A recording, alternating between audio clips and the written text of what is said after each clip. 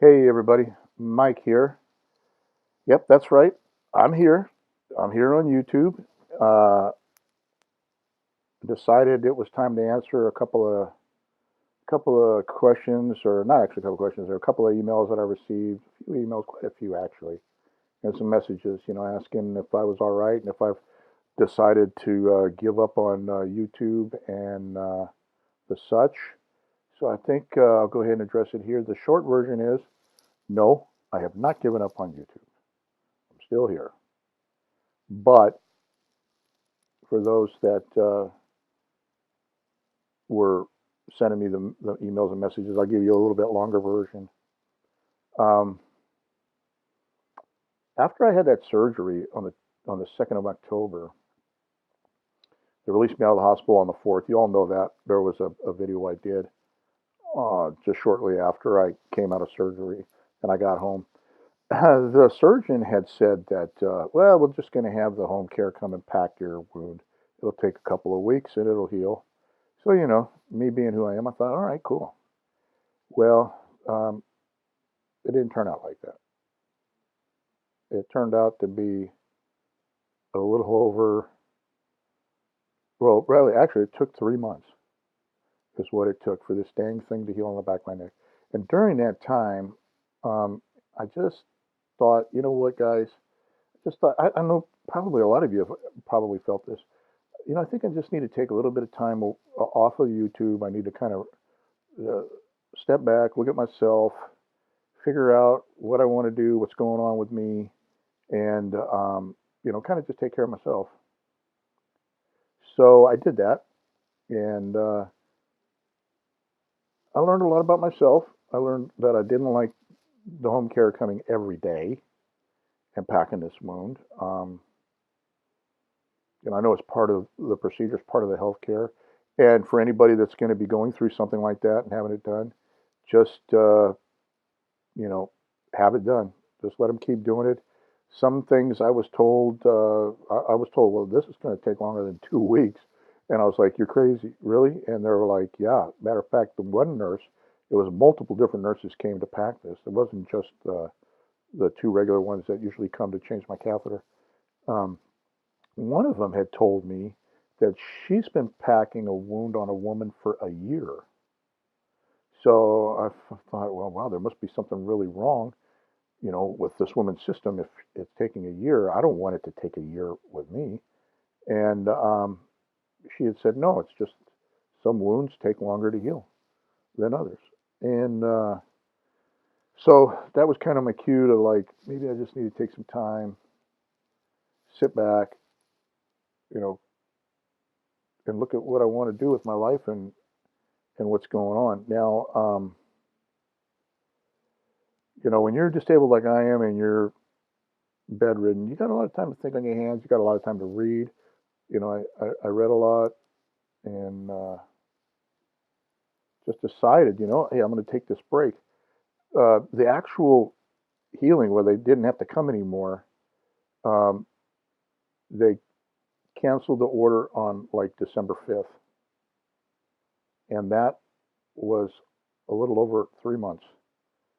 So I know you all saw me in or heard me in the last MSP auction. So, there I wanted to just give my thanks to Dwayne and Heather for the great job that they did. And you all saw me there. So I know that answered a lot of your guys' questions. Um, Also, I had been dealing with the first part of my infusion. You remember, you guys, I was telling you about this new drug, Ocrepus, that the neurologist wanted me to try. I'll be doing another podcast on that. That's a whole different ball game. That's a whole different trip. Um, so I had you're supposed to get 2 infusions a year, but they split the first one up, and so I had 2 infusions in December.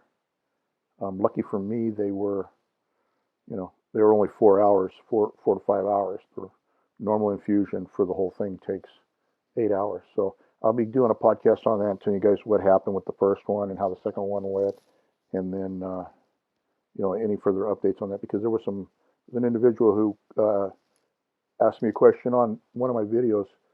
the dealing with PLS about the infusion, and so I'm going to go ahead and let him know that I'll be putting up a podcast, and then I'll let you guys know what happened or how it went.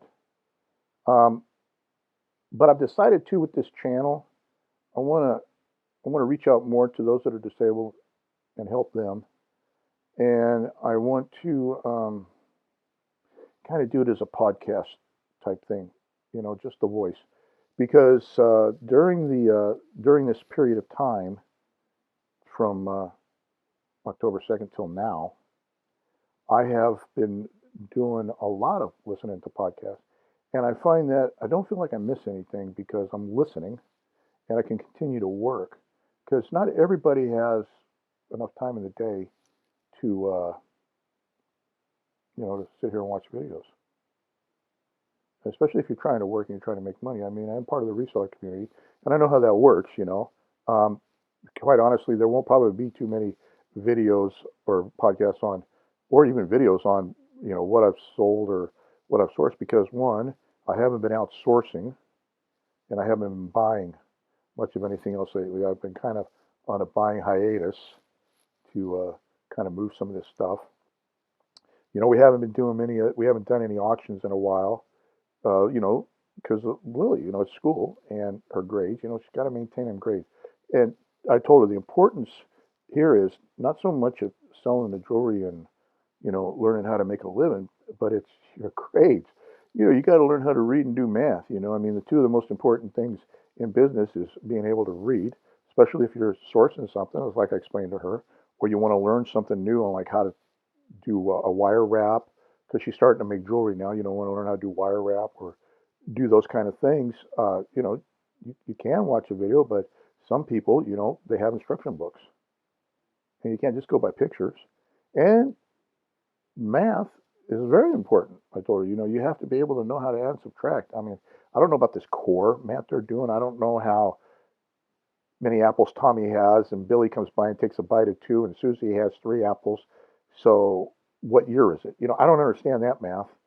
Um, but I told her, really, all you need is simple addition and subtraction. You need to know how much you spend on inventory, and how much your labor costs are, and then what to sell it for in order to make a profit, and you have to know how to do that. So we've taken a hiatus on the auctions. I am working, like I had told some people, on bagging up jewelry, and I think I'm going to have one last fling at the jewelry, and I might see if I can get Dwayne to call it for me, on my channel, and that'll be it. I'm done with the jewelry. I'm done buying it. I'm done recycling it, as Dwayne used to say, from one hand to another. Time to move on to some other things. But yeah, that's kind of the direction I'm going in. I did mention something about, I haven't had much sales.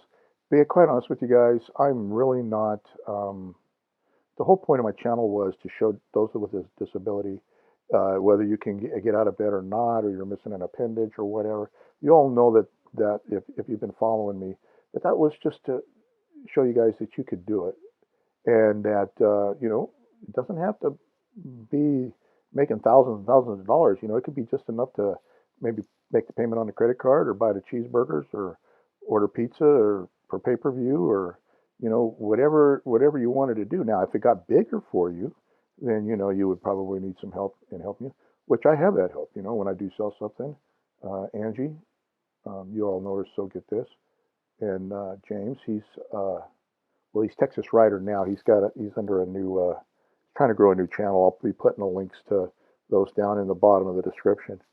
They do my shipping. They're my legwork. And so, but the whole point to this is I've really not had much sales. On eBay, all I've done is feed that machine, feed that beast. And if you're wanting to learn where to source more and buy more, and this is for those that are disabled that are wanting to get into the reselling game, there's a number of people that you could learn from. You could learn from Lonnie, Garage Flips. I watch him. I've learned a lot from Lonnie.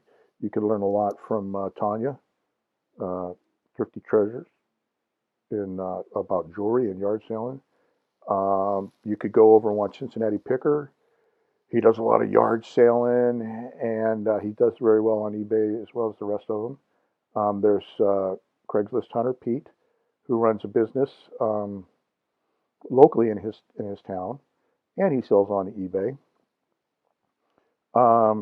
If you're into the local market, wanting to sell in the local market, I watch Global Voodoo. So there's, if you want to learn about recycling, I watch Taco Shacks. How he goes and collects metal and refurbishes and does this and that. So there's all kinds of people that are out there, and I encourage you to go check them out. I mean, I'm not the one that's going to be showing you 30 sales a day or 30 sales in a week. What sales I make makes a credit card payment. But if that's your goal, then some of the past videos that I've done will help. And I don't mean for this to go very long. Just wanted to give you guys an update and tell you where I was at. But my channel, though, as far as, like I said, with the podcast type thing, I think I'm going to try to do Chewing the Fat. I'm bringing Chewing the Fat back. I think I'm going to do it as a podcast on the occasions that I can get someone where I can physically interview live. I'll do that. Most of it will be just anybody that wants to come in and chew the fat, and it'll probably be just about like any topic, just like it usually was, but something that you can listen to while you're working, without having to worry about watching. I'll probably do a few videos where you actually see something.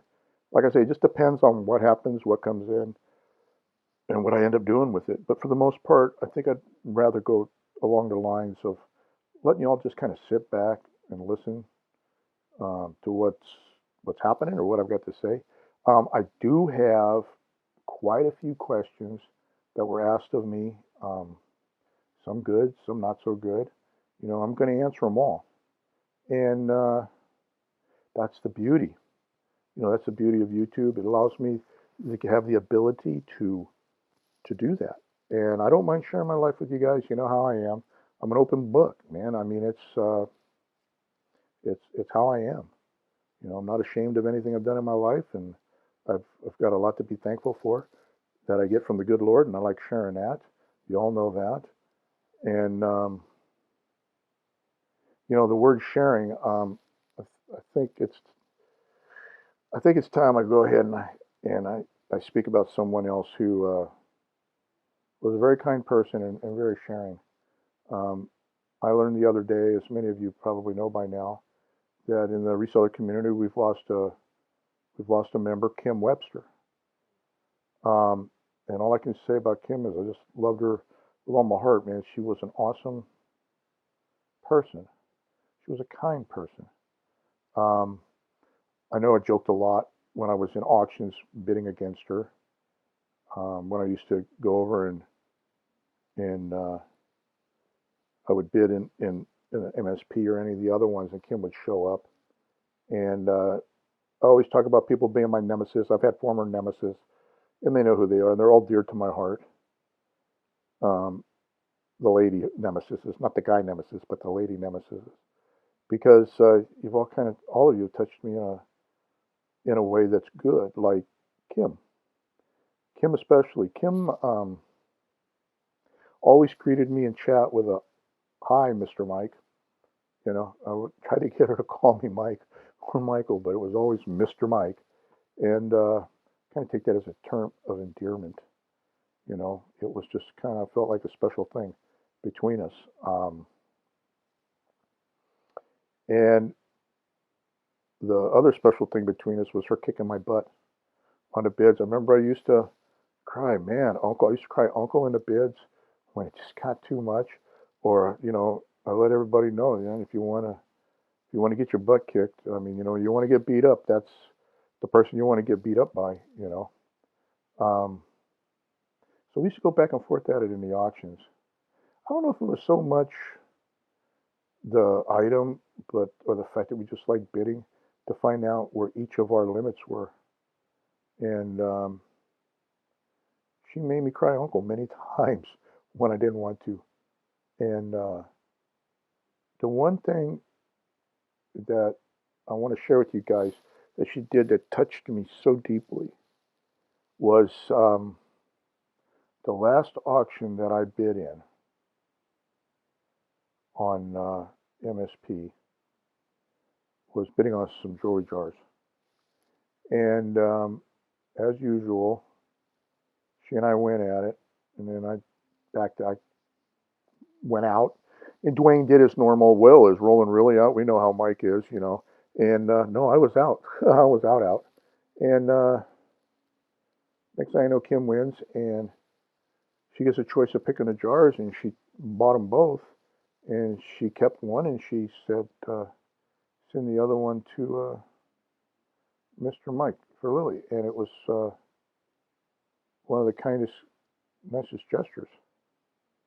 And I used that as a teaching moment for Lily to show her that it's not always about winning, you know, it's about being kind to others. And so I thank you, Kim, for giving me that moment to where I could teach my granddaughter something. You know, that means a lot. That meant a lot to me, and I'll never forget it as long as I live. And I just want to let the rest of YouTube and the rest of the world know that you will be sorely missed. You were a kind person, a good friend to everybody, and we're going to miss you. So with that said, guys, I want to thank you all for taking the time out of your day to listen to what I got to say. And if you can, remember, you know, keep Kim Webster's family in your prayers. You know, we all could use some prayers. And I guess this wouldn't be the same if I didn't say that I'm going to ask God to bless each and every one of you like He's blessed me. But I'm not just so much for the prosperity and all, but to be able to have good friends and have people that come into your life, that touch your life and give some new meaning to it. I'm going to ask God to bless you with that. The rest will fall into place. I know it will, because it has for me. So with that said, guys, if you know anybody that might be interested in this podcast or following this style of format, you know, share this, share my channel with them, share the video, give it a thumbs up or like, and don't forget to subscribe. And we'll see you guys in the next podcast. Rollin Picker out.